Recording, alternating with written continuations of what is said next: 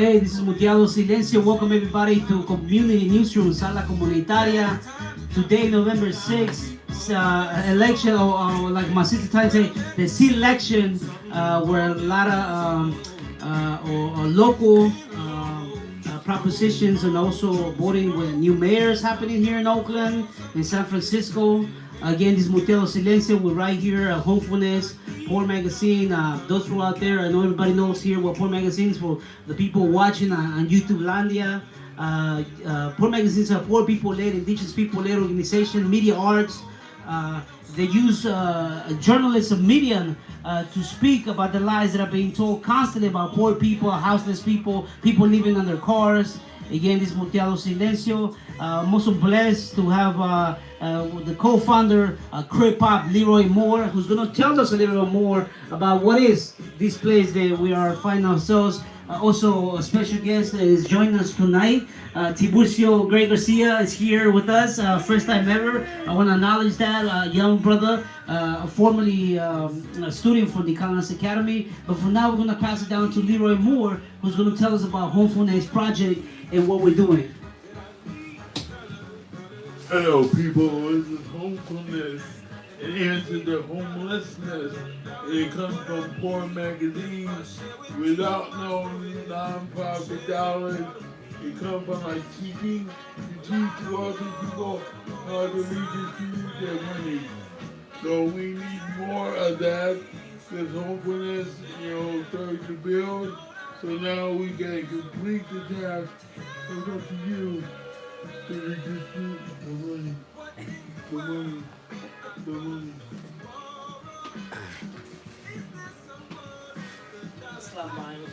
Yeah, so we're going to introduce ourselves, folks. That's what elections happening. Yeah, today we on this liberated Ohlone land, Ohlone Lashawn land that our sister Karina helps us, liberate. Sister Karina from the liberated villages of Moekma and Chocheño. But the reality is that this is stolen land, right? And there's so many lies about the buying and selling of Mother Earth that we could talk all day and twice on Sunday. But that's what we're trying to do here is actually legally and spiritually take this land off the real estate stakes, off of the plans for the man. Because if we did that, there wouldn't be no more homeless people, okay? But we don't say that as some non-profiteer or, anti-social work. But we say that as people who are, everybody in this room, have been homeless before, has struggled with redevelopers and gentrification, because I'm not on the FCC airwaves right now. Gentrification and gentricide, as our sister Vivi T says. The reality is that's what it is.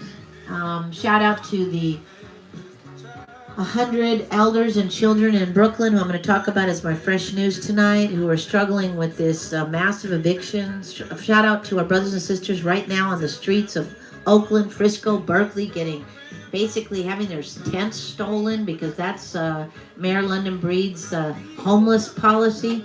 And on the list goes. But also shout out to our brothers and sisters who were at City Hall in Oakland, because just last week, 2 weeks ago, City of Oakland started towing their homes. So again, that's the way they deal with our homelessness, right? Is to now we're no longer people. All that to say we're on C-Election Day, and guess what? The same thing's going to be going on for us poor folks that it was yesterday, okay? So yeah, shout out to all the politricksters and the conscious people walking into those halls, because God knows we can't have more Klan members up in those halls. So shout out to the fierce women of color running right now. I'm proud, I'm excited that you're infiltrating. But the reality is that what proof in the pudding is that after and before and after C-elections and elections, us po folks still getting perpetrated on, okay? So I don't got a lot of faith in that. But I do hope that Prop 10 wins. I do hope Prop C wins. I do hope that all the other propositions that push back on these, politricksters actually resist and make some moves. So we're going to have ongoing little C-election reports as we go through Newsroom tonight. This is Community Newsroom. as my brother Mook said, we the people are the editorial board. So we're gonna kick down some scholarship. It's probably gonna be a quick newsroom tonight. I know there's a lot of selection parties out there. A lot of people aren't trying to do media tonight unless it's about those votes. But guess what? We still in this mess with tomorrow. So we doing our little humble community newsroom. So that said, we're gonna introduce ourselves what we call slam bios, because we all poets and writers and teachers. Because as poverty scholars, we don't teach and we don't bore you. We actually explore and tell the truth. I'm the black cripple. Look at me, look at me. Hear this, hear this. I'm in your face. Yeah.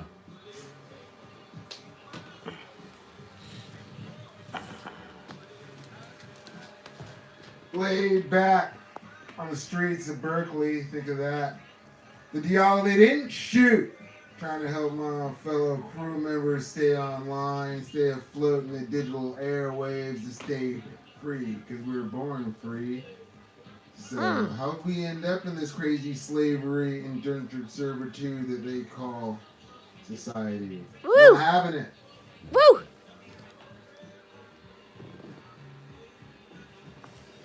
Hello, everybody. I'm Kibu Sarachani, and I don't have a slim bio, but I'm working on it. So, yeah. Let's get this newsroom started. Pass it on to my brother Mutiago for his slim bio. Hello, everybody.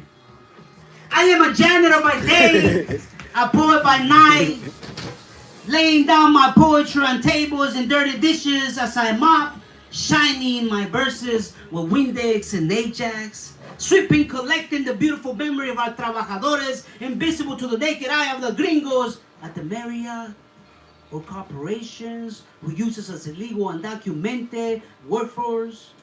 We left poems and hieroglyphics on windows and marble floors.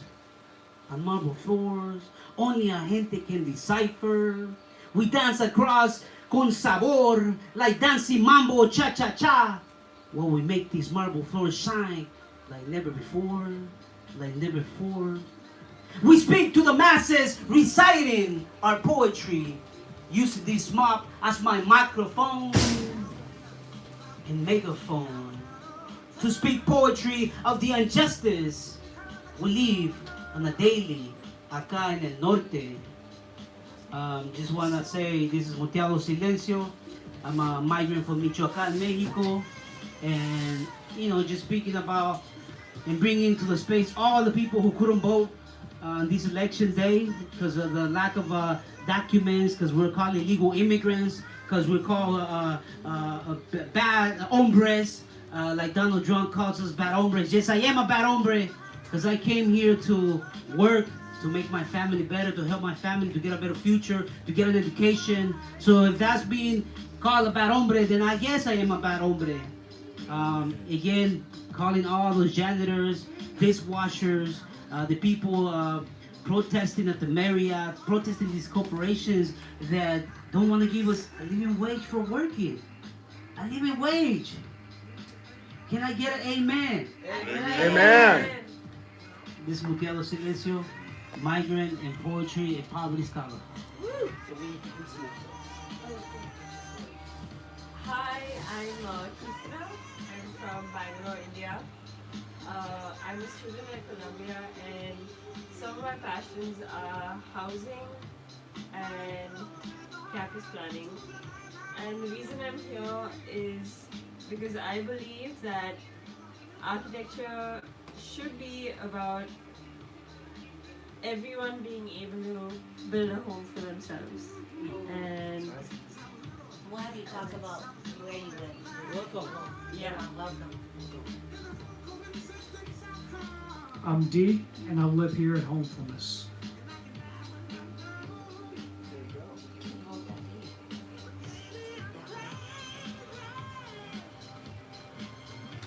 Yeah, anti-social workers and case manglers call me crazy, lazy, dumb, and a bum, because my knowledge don't come from the institution. Yeah, we are the poverty scholars. That houseless mama, that houseless daughter, All the people you don't want to see, never want to be, look away from me. What you gonna do? Arrest me?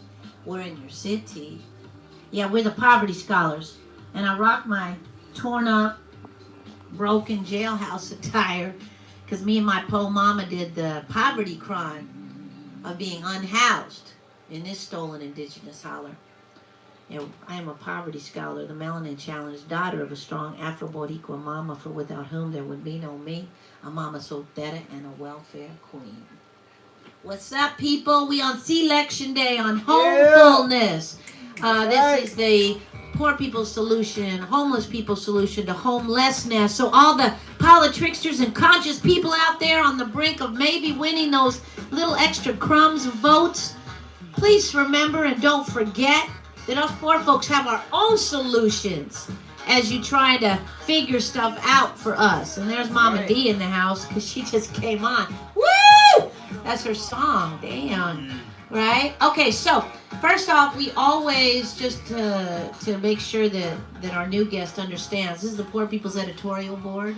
So even if it's our first time in the room, you still make a decision on any news that we're going to be actually putting out on our radio, on our YouTube channel, and on our website, and also on our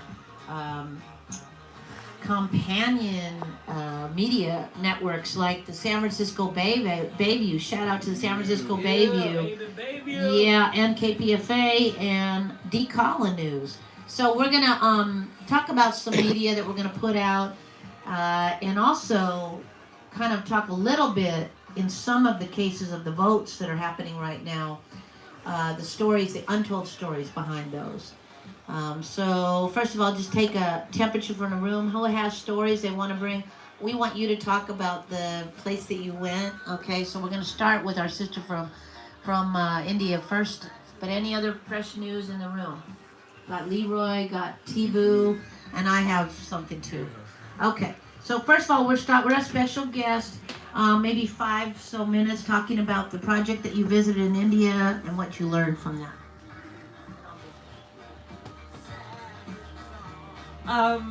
So today I'd like to talk about a project that I did in India, which was with an organization called the Timbuktu Collective.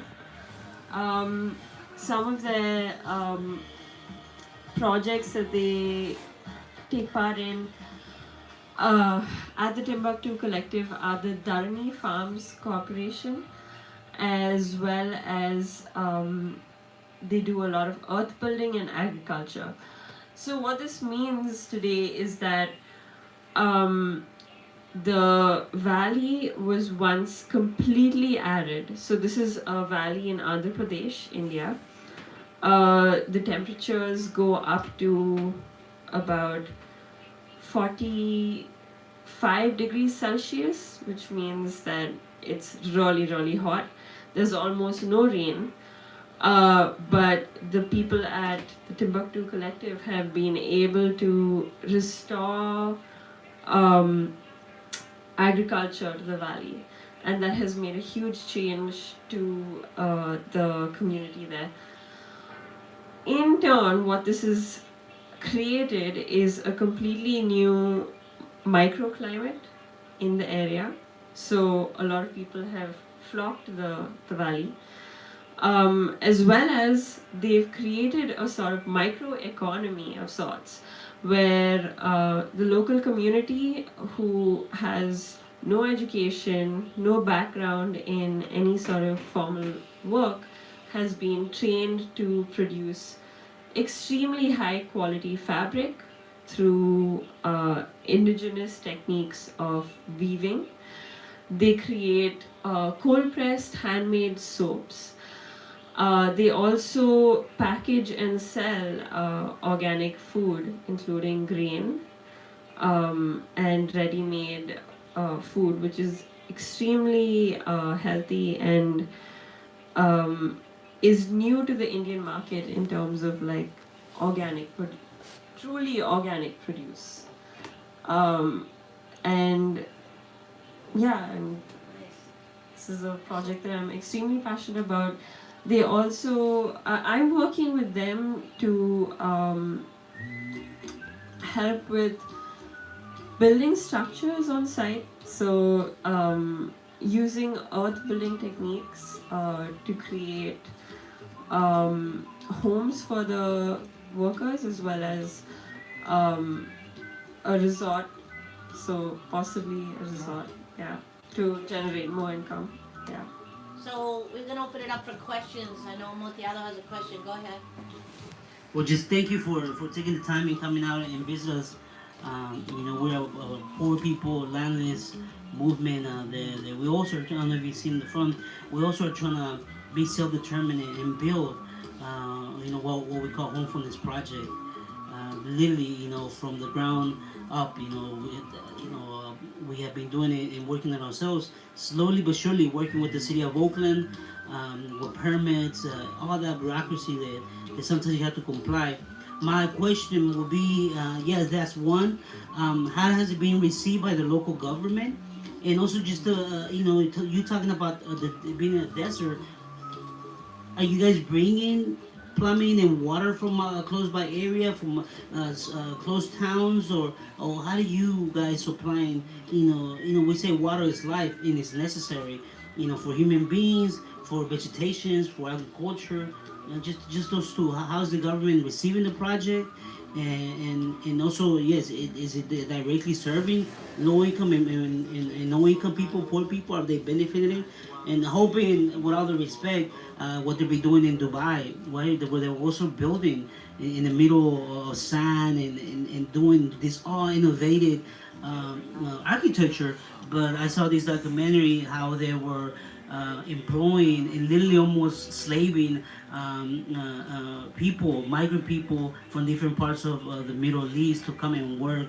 And almost, it was like you work there, then you had to buy your food there. So it was like you never really were getting paid. You were just working to survive and be there and send a little bit of money back to your home country.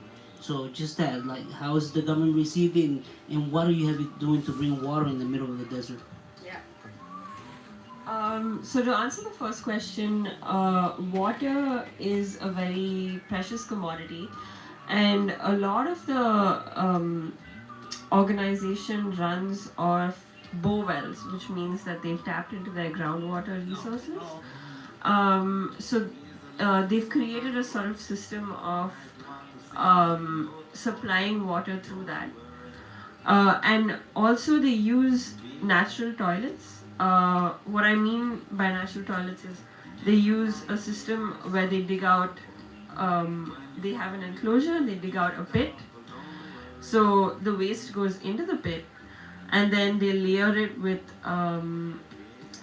basically this mixture of, I think it's carbon and saltpeter. So there's no smell at all, and it's very it's a natural compost, which is then not processed, but it's turned for a while and then used in the agricultural fields. I do think that they have access to government-run water, but it's definitely not used. And to answer the second question about is this catering to low-income people? So the context is such that it's a rural area, which means that the people who initially lived there still live there today.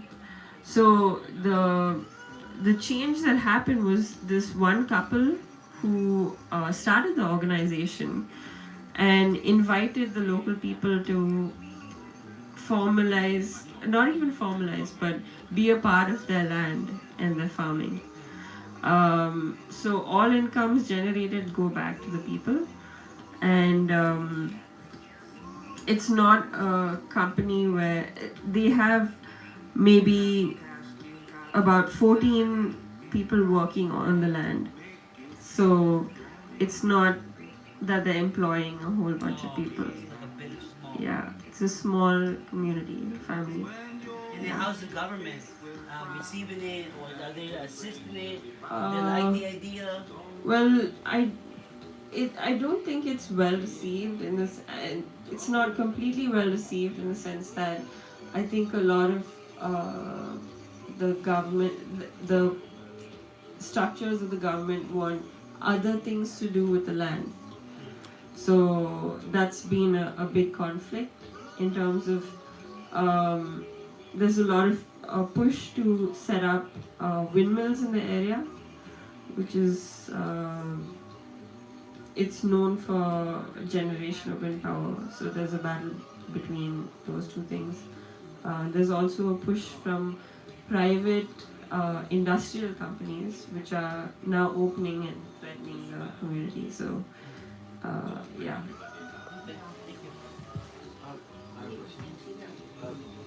I have two questions.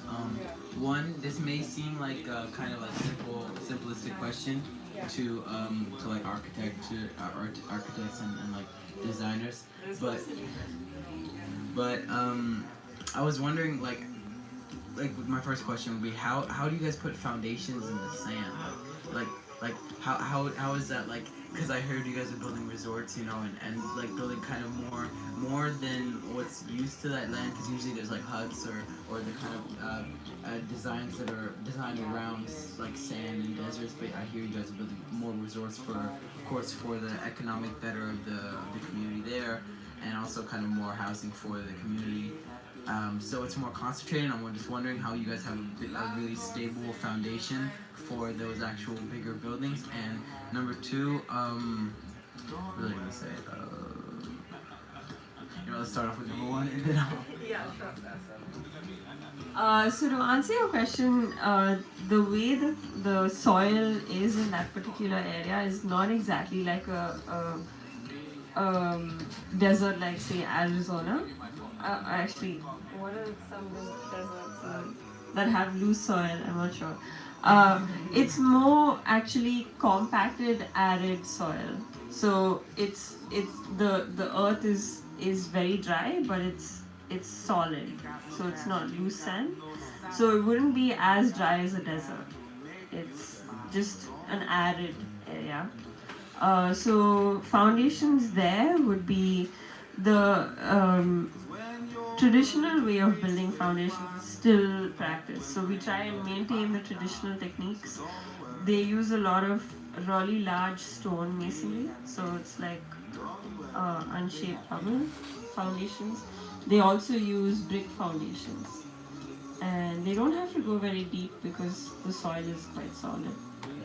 I actually it's more of like a just a prompt, I guess. Could you give us like kind of like a visual of the landscape there, kind of adding on my last question, like just like describe some of the details of like the landscape, maybe so the viewers and listeners can kind of get more of like what you're describing in our heads, like the image, without even being there. Could you do a little bit of that? And I don't want to sound ignorant, but like, how do you get there? Do you get there by car? Do you have to take a camel? Or you have to Actually, so I just say the camera.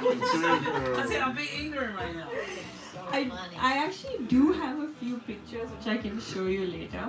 But just for the sake of a verbal description, it's actually the city I'm from, Bangalore, is about 2.5 hours from this area, and it's very accessible by highways. And there is quite a bit of car traffic and stuff like that to the village. So it's not exactly accessible by camelback, to answer your question. But you can access it by car, by bus.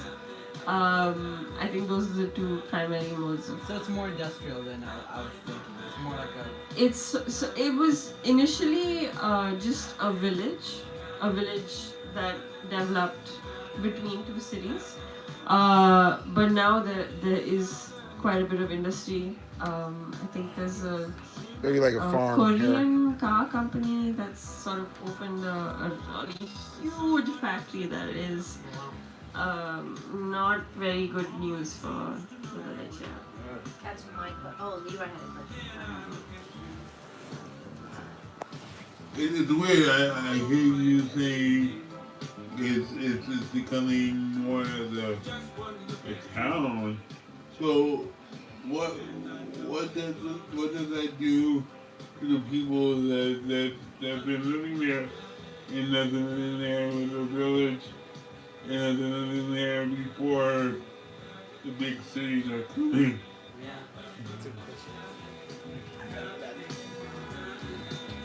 So, I think that's a bit of a complicated question to answer. On the one hand, uh, yeah, on the one hand, the villagers see the industry as a sort of godsend in some ways because they feel like it's a great source of employment. But the other side of it is that there's no room for growth. The salaries that locals earn as a part of the industry are very low.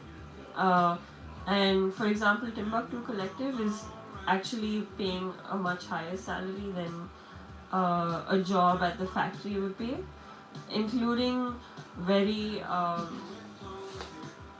would say, engaging skill-based work and training that you can use outside of the community. But the factory somehow seems to hold a pull for a lot of the locals who see it as a very high status job. So it's tricky. I had a question. Yeah, I mean, I think that's the interesting piece. So first of all, in Hopefulness, we're a small village. You know, we're like maybe Poor Magazine is like maybe 40, 50 people, and then here is like 20, 30 people. You know, that we're continuing to keep. We have a school, we do the building, we do the night program, we do all the different pieces that we do, but we're definitely not large, right? And one of the interesting pieces is that when we came here on Black Arthur in Deep East Wichita, we asked First Nations folks permission first. We asked them to be part of our building process, right? In other words, Native American, Native Indigenous people. But also we asked the people of this neighborhood to be part of it, because how do you move without being colonizers, right? It's a very interesting thing. Sounds like Timbuktu is doing a good job of trying to move humbly. My concern, and I guess probably they've already thought of it, it sounds like, is this whole idea of the resort, right? Which on one hand, yeah, it brings resources, but by design, it brings this monster called tourism, which it's interesting because, for instance, indigenous revolutionary Hawaiian people are interested in trying to take back their own resources, own the tourism industry. One of the things they say is, no, we will not close tourism because it's a money-making thing, right? But we will be in control of those resources. So I wonder, because it sounds like there's a collective, and it sounds like the villagers are part of the collective, so is there horizontal leadership? How are they looking at the possible, monster called tourism? So that's a very, very good question. Thank you for asking that. So the take on it, and I would like to say we'd like to come up with a new word other than tourism, because what it's going to be is an eco-stay. So anyone who wants to visit the collective basically engages with the environment in the way that the stay there is going to be based around exploring trails and things like that. And it's not going to be a luxury resort. It's going to be basically very bare essentials stay. But the experience is going to be one of being at one with nature and back to the basics. So it's not going to be very invasive, and it's not going to be a take up more than, I would say,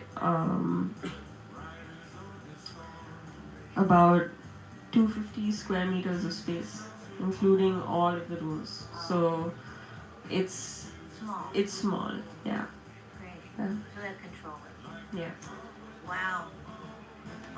Interesting. Sounds beautiful. My last question in terms of resources, because when you say collective, that can mean many things. Obviously, the founders have a certain amount of resources that are different than the villagers. And what we talk very transparently about what we call bloodstained dollars. This didn't happen for free. It didn't happen because we all got our hands dirty. We had to actually spend cash money.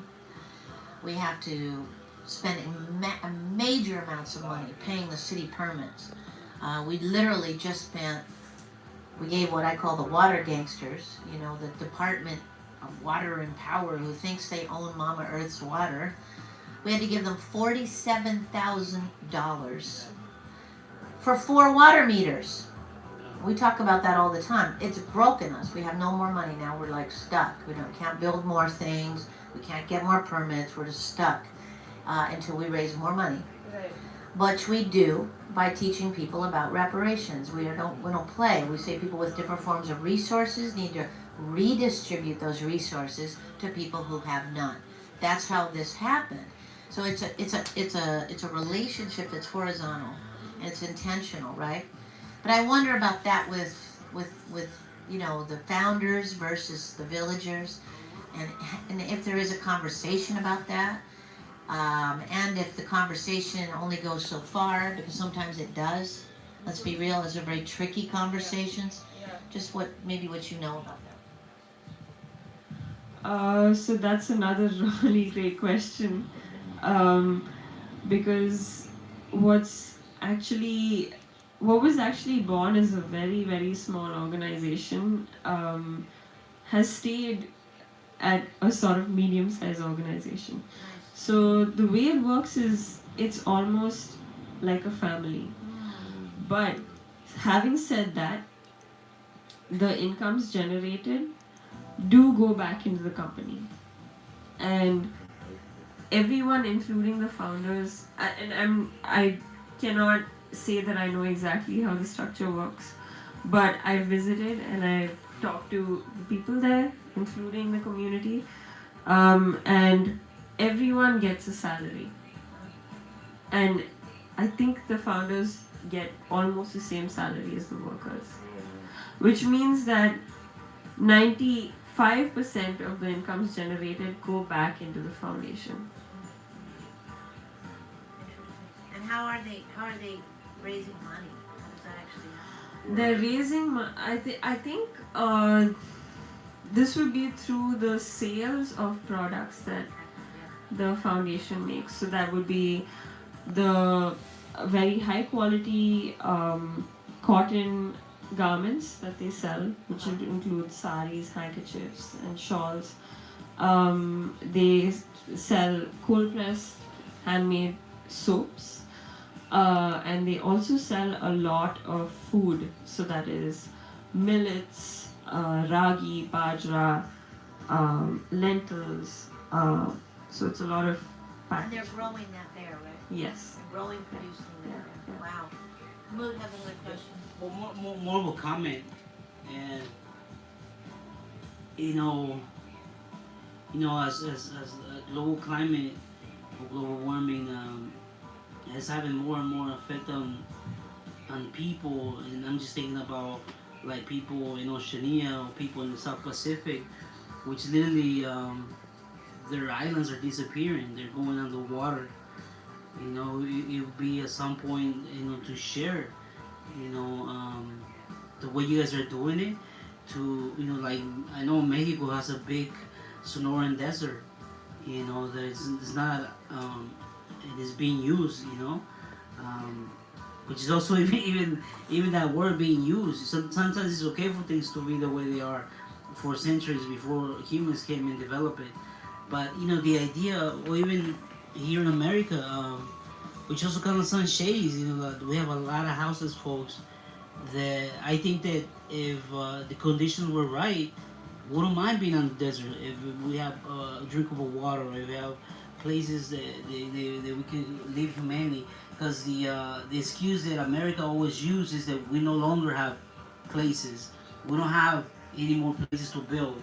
and so people are not living and sleeping on the streets.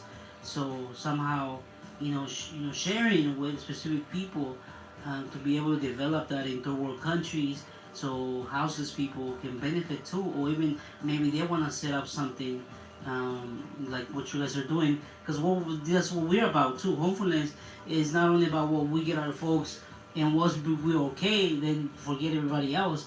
We're about sharing the template, so other people, houseless people, or homeless people that want to replicate the same thing, we can also. That's why one of the reasons we've been documented the way we have done things, so we can share it later, and people can build their own homefulness.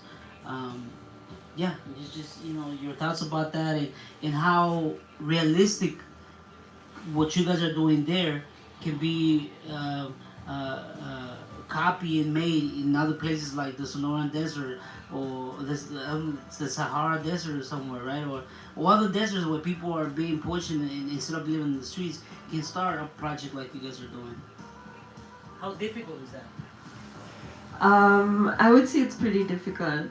And also, I wanted to clarify something. I'm sort of a consultant for them, so I haven't actually done a lot of the real work that goes into the community. I've just helped design, an office space for the collective and hope to do more work. So just wanted to clear that up. But on your other question, it is extremely challenging for several reasons. The first one would be the politics attached to the land. So I think almost all the land that is on our earth today is sort of protected or owned by someone. Right. Or they think they own it, yeah. Or they think they own it is also, yeah. So that becomes an issue.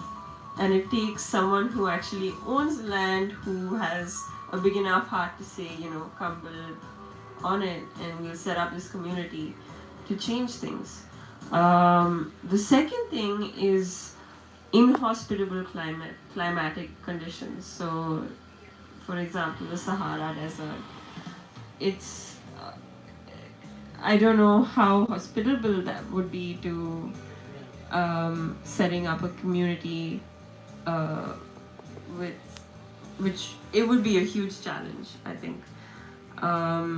But having said that, a climate like Timbuktu Collective, it just took two people's determination to.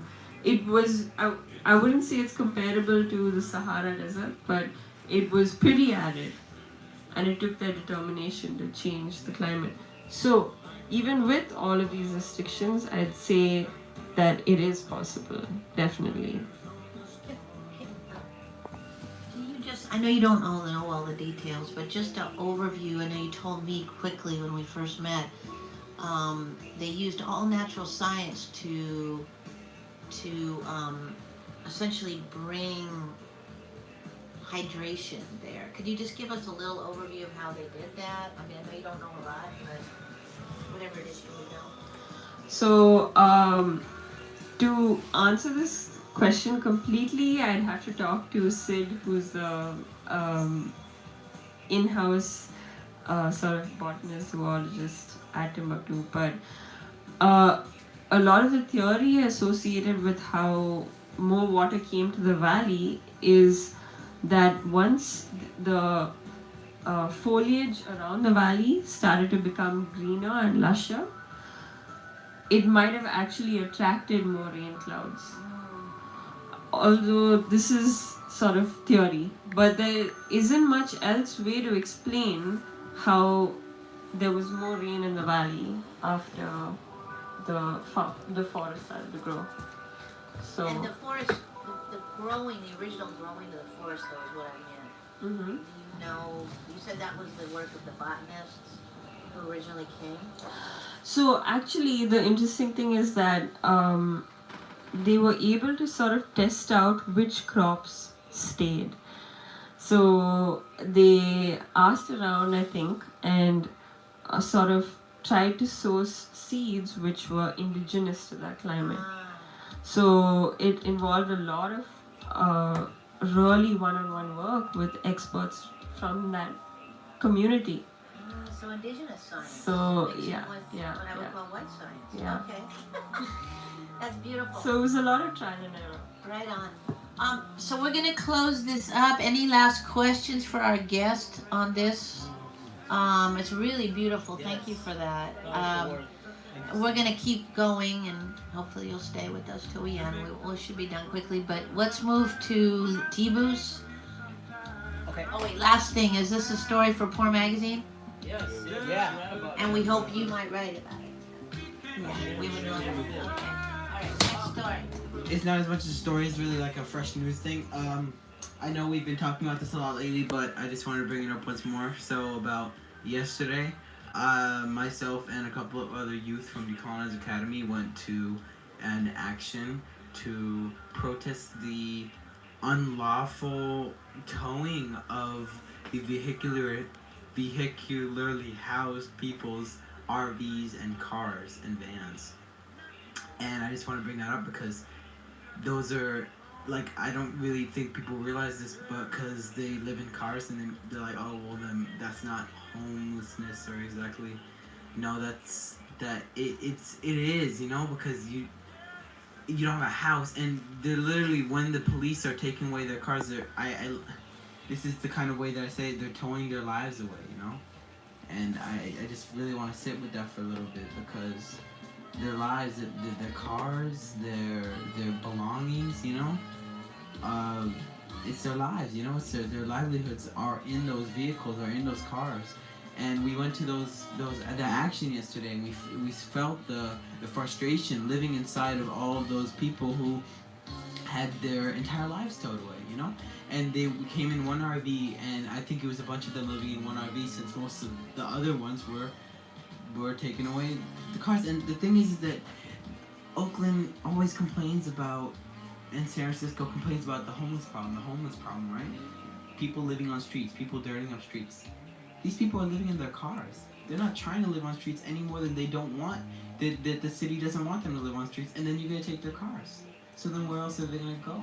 So it's just that this entire system is set to put people on the streets and then trap them like animals, put them in that state of, I can't go anywhere, what am I gonna do, you know?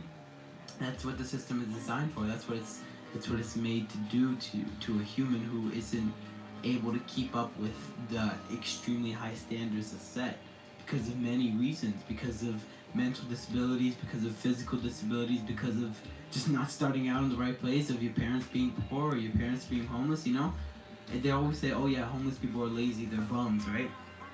What if their parents were homeless? What if they grew up in a house that wasn't middle class or working class or even rich, you know? How would they even have the chance to be a more successful person?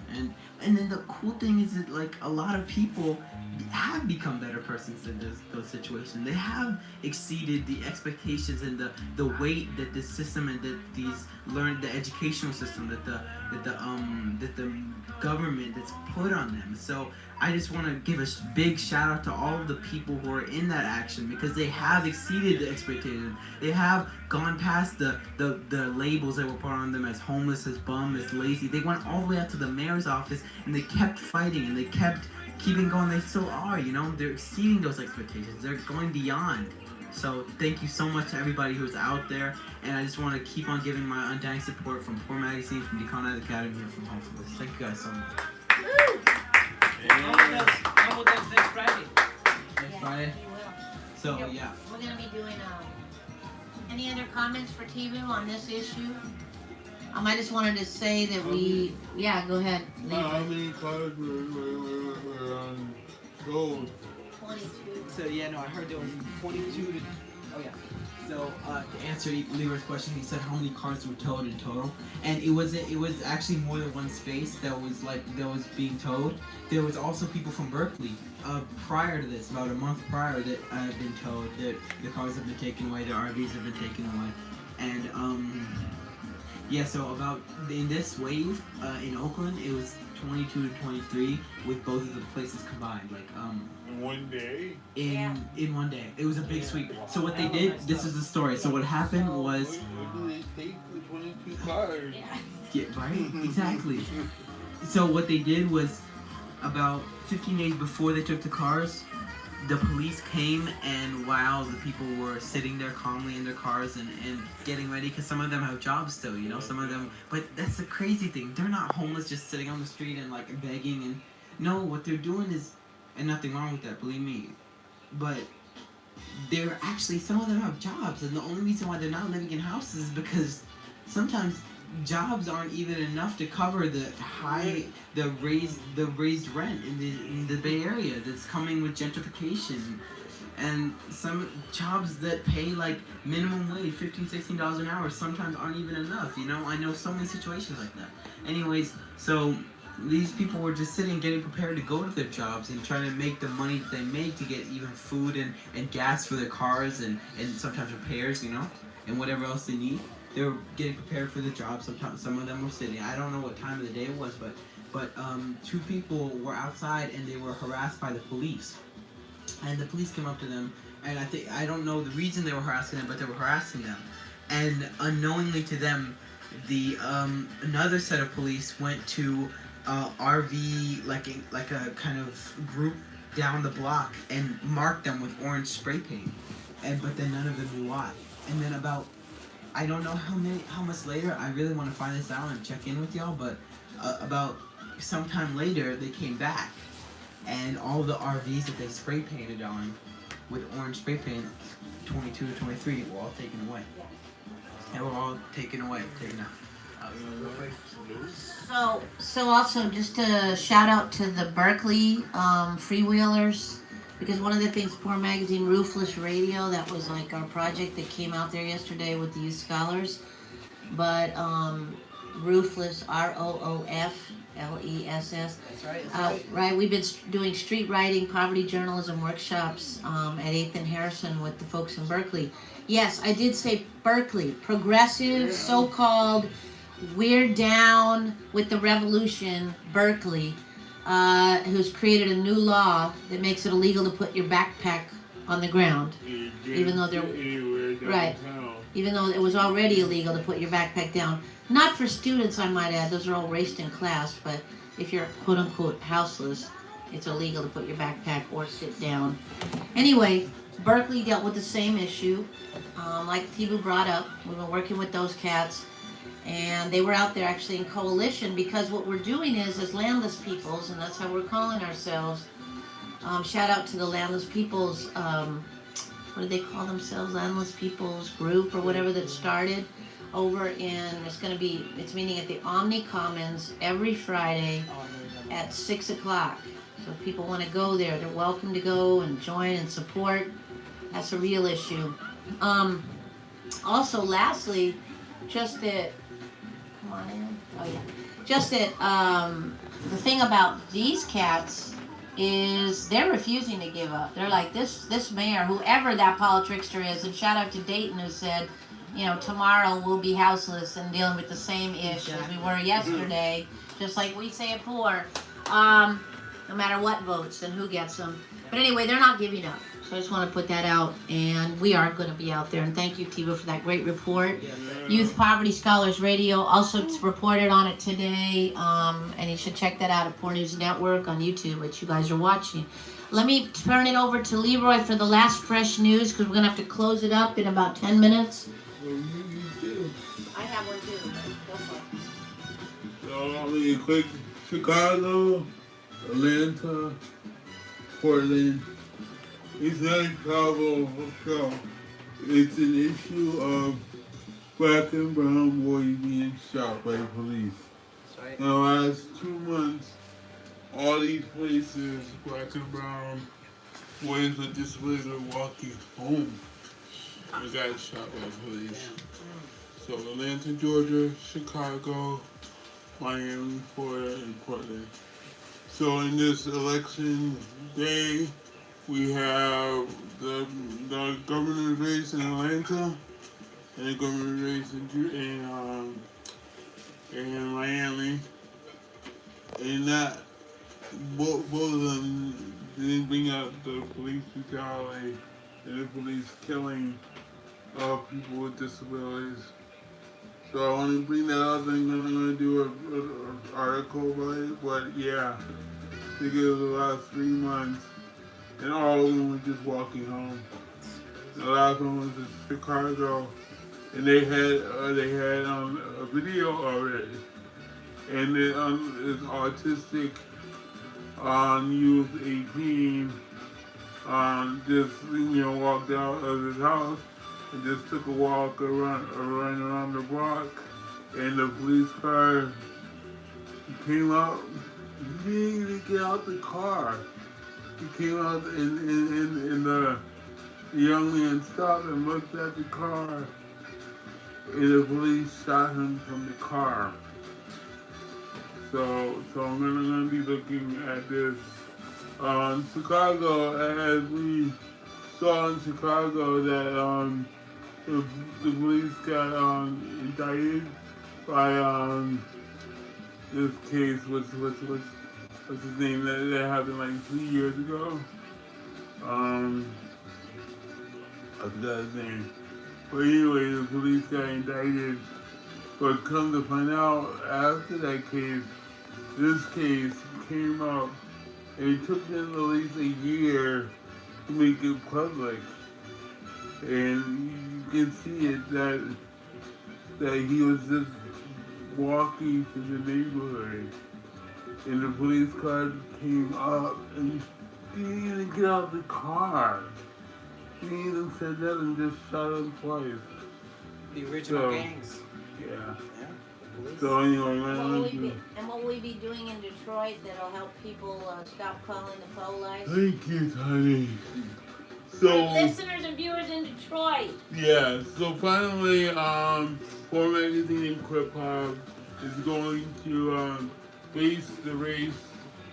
Board the race, or face the race, I don't know. Some kind of national race conference, and Poor Magazine will be doing a workshop to how never to call the police. That's right. So that's on the Detroit Friday?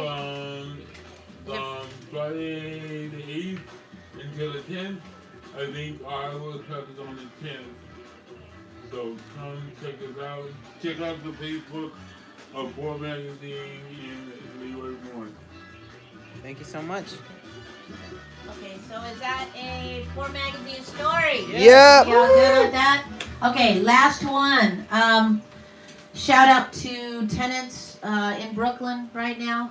So 100 tenants received eviction notices. They had been housed in some bait and switch by housing services or homeless services, which oftentimes happens when they're supposedly, as our beautiful sister Lori Ibaye in her play, she created a theater of the poor, which is how we teach folks with race and class privilege through our lens as poverty, indigenous scholars, what it really means to live in these ways and how we together can change. But anyway, she had a beautiful Teatro de los Pobres that we all were part of, called Rapid Rehousing Olympics. And the reason for that is that these cities now, specifically really large cities, are doing this thing of moving poor people from one building to the next to make room for other poor people. So again, politricksters never fail to come up with idiotic ideas that do nothing but make our lives worse. So as again, I just want to put that out. I'll be putting a podcast out saying I was the same yesterday as I am today after this election. But one of the pieces about that that's really important to say is, first of all, that those 100 youth elders and families, that's eviction. An eviction is elder and child abuse. Yes. An eviction is elder and child abuse, Yes. as Poor Magazine called first before anybody else in 2014 when we walked into the politrickster known as Gascon's office in San Francisco and opened a case under Penal Code 368. The other thing that this poverty scholar just did research about is that elders can do a special restraining order against people who are abusing them. and that a lot of those 100 tenants right now could actually file an elder abuse restraining order that puts a really nice long delay on the kangaroo court action to remove them. That's right. So I want to put that out. If you don't know, I'm already out there as a poverty scholar, but I'm a jailhouse lawyer outside of jail without a degree. Hit us up on poormag@gmail.com if you want more information. I don't ask no dollars. But the reality is that those 100 tenants, we stand with them, we walk with them, and we are you. And please, whatever you do, don't give up. Check in with Poor Magazine. Fight the other folks that are fighting with them in Brooklyn. I know there's some powerful revolutionary housing justice fighters. But just know that we're standing with you. We love you. And don't give up this fight. Mama Earth needs to stop being bought and sold, pimped and played. Because no one of us will have anywhere to stay. And that's real. And so we're going to close out now. I just want to give a shout out to Poor News Network, PNN, now CNN people. On Selection Day, we hope Prop 10 wins. We hope Prop C wins. We hope the Klan doesn't win. That's right. Shout outs to the fierce black women and all the fierce fighters trying to infiltrate in these politrickster halls. We know already it's against us every day. We're going to...